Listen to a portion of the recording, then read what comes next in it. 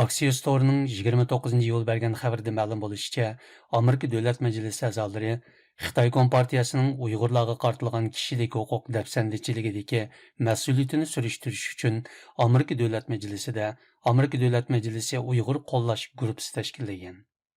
Uyg'ur Harekati Tashkilotining bu haqda bergan bayonotiga qaraganda, Amerika Davlat Majlisidagi mazkur Uyg'ur qo'llash guruhi Uyg'ur Harekati Tashkilotining tashabbus qilishi bilan majlis a'zolaridan Tom Sozi va Kristofer Sims tarafidan qurilgan. Tom Sozi o'zining ijtimoiy taratquv betida mazkur guruh haqida mundaq deb yozgan. Tünügün mən Xitay Kompartiyası sadir qılğan 21-ci əsrdəki ən çoğ kişilik hüquq dəfsəndəçiligini həll qilish üçün partiya halqıgan Amerika Dövlət Məclisi Uyğur qollaş qrupusu qurishga yordam qildi. Tamsozi Axios Store'ning ziyoratini qabul qilgan yana mundaq degan. Xitoydan keltirilgan majburiy emgak bilan ishlab chiqarilgan mahsulotlar arzon. Shunga kishilar, voy xudoyim, agar biz Xinjiang bilan savdo qilmasak, mahsulotning tannarxi o'rlaydi deyishadi. Bu bak ichinarli inkas. Bu hammalarning vijdonini uyg'otish kerak.